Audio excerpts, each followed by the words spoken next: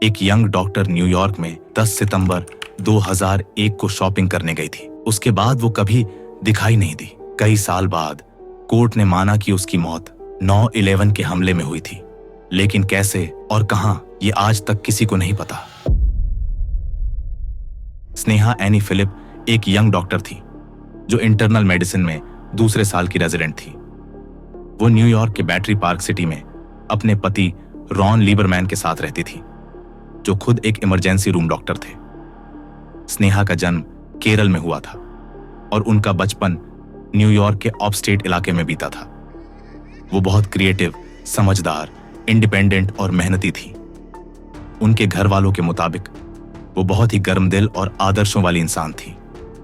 उन्हें पेंटिंग करना, जानवरों से प्यार करना और अपने काम से लगाव था। लेकिन 2001 में उनकी जिंदगी थोड़ी टेढ़ी चल रही थी। एक हॉस्पिटल से उन्हें निकाला गया था और दूसरे से सस्पेंड कर दिया गया क्योंकि वो कई शिफ्ट मिस कर चुकी थी और एक जरूरी काउंसलिंग प्रोग्राम में नहीं गई थी।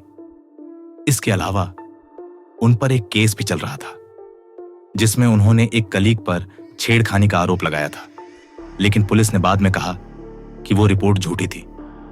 इसी केस की वजह से उन्हें एक रात जेल में भी रहना पड़ा और उन्होंने किसी तरह की डील लेने से मना कर दिया। उनकी शादी में प्यार तो था, लेकिन कुछ प्रॉब्लम्स भी थीं, जैसे उनकी बढ़ती शराब की आदत और रात भर घर से बाहर रहना। बाद में पुलिस ने यह भी दावा किया कि स्नेहा लेस्बियन बार्स में जाती थी और कुछ औरतों के साथ रिलेशन में थी। यहां तक कि एक आरोप यह भी लगा कि उनका अपने भाई की गर्लफ्रेंड से भी अफेयर था। हालांकि उनके भाई ने इसे पूरी तरह से झूठ बताया। उनका परिवार कहता है कि ये सारी बातें सिर्फ अफवाहें थीं, बिना किसी ठोस सबूत के, और बस उनके कैरेक्टर को खराब करने के लिए फैलाई गई थी। सोमवार सुबह 10 सितंबर 2001 को स्नेहा और रॉन एक कोर्ट हियरिंग में गए थे जो उस मिस्ट्री मीनियर केस से जुड़ी थी। हियरिंग के बाद रॉन काम पर चला गया और स्नेहा घर पर ही रही। दोपहर करीब 2 से 4 बजे के बीच स्नेहा ने अपनी मां से ऑनलाइन चैट की और बताया कि वो जल्दी ही वर्ल्ड ट्रेड सेंटर मॉल जाने की सोच रही है।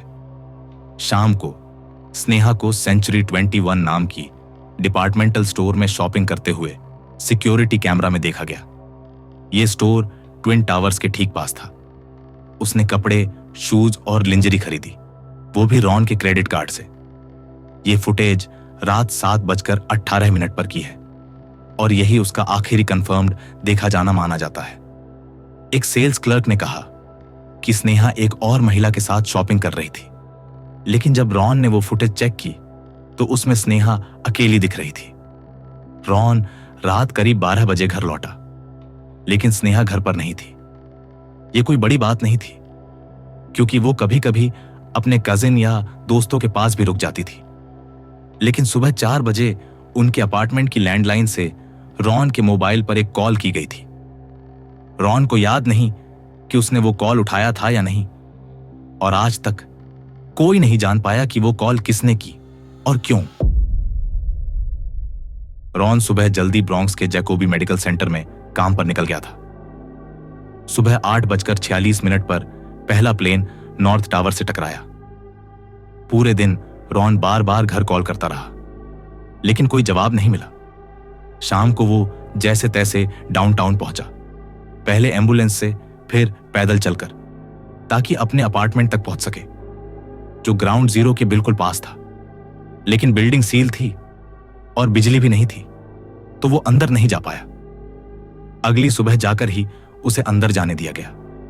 अंदर जाकर उसने देखा कि हर तरफ धूल जमी थी, बस उसमें बिल्ली के पंजों के निशान थे। स्नेहा की वो शॉपिंग बैग्स भी नहीं थी जो उसने पिछली रात खरीदी थी। ऐसा लग रहा था कि वो घर लौटी ही नहीं थी। शुरुआत में लोगों को लगा कि स्नेहा भी उन हजारों लोगों में से एक थी जो ट्विन टावर्स में मारे गए। उनका परिवार जगह जगह पोस्टर लगाकर, हॉस्पिटल्स में जाकर और हर जगह ढूंढकर उन्हें खोजने की कोशिश करता रहा। लेकिन जैसे जैसे वक्त बीतता गया और कोई पक्का सबूत नहीं मिला कि स्नेहा 9 नवंबर को वर्ल्ड ट्रेड सेंटर में थी, पुलिस ने दूसरी थ्योरीज पर ध्यान देना शुरू कर दिया। एनवाईपीडी ने स्नेहा की हाल की जॉब लॉस, कानूनी परेशानियों और उनकी पर्सनल लाइफ की बातें पता लगाईं। फिर कई थ्योरीज सामने आईं कि शायद स्नेहा 10 तारीख की रात को मारी गई, या फिर सब कुछ छोड़कर कहीं नई जिंदगी शुरू करने चली गई, या फिर ओवरडोज या सुसाइड कर लिया हो। लेकिन उनका परिवार इन सारी बातों को पूरी तरह से नकारता रहा और यही कहता रहा कि वो 9 नवंबर के अटैक के दौरान मची अफरा तफरी में फंस गई थी। फिर एक अजीब क्लू सामने आया। 11 सितंबर को सुबह 8:43 यानी पहले प्लेन टकराने से सिर्फ 3 मिनट पहले एक महिला को कैमरे में 225 रेक्टर प्लेस की बिल्डिंग, जहां स्नेहा और रॉन रहते थे, में एंटर करते देखा गया।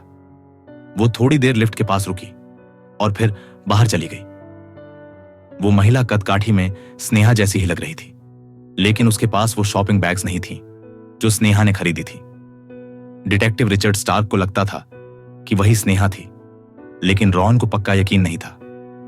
रॉन और एक प्राइवेट इन्वेस्टिगेटर ने हफ्तों लगाकर उसके सारे स्टेप्स दोबारा ट्रेस किए, सीसीटीवी फुटेज चेक किया और आसपास के बार्स और दुकानों के लोगों से पूछताछ की, लेकिन उन्हें कोई सबूत नहीं मिला कि स्नेहा के साथ कुछ गलत हुआ था। न ही सुसाइड का कोई इशारा मिला और न ही ऐसा कुछ कि वो कहीं और नई पहचान लेकर रह रही हो। उसका पासपोर्ट, ज्यादातर क्रेडिट कार्ड्स और आईडी घर पर ही थे। बस वो एमएक्स कार्ड गायब था जो उसने 10 तारीख को इस्तेमाल किया था, और वो कार्ड फिर कभी यूज नहीं हुआ। कंफ्यूजन और बढ़ गई जब स्नेहा के भाई ने मीडिया को बताया कि स्नेहा ने 9 नवंबर के अटैक के दौरान टावर्स से उसे कॉल किया था और कहा था, मुझे इस शख्स की मदद करनी है।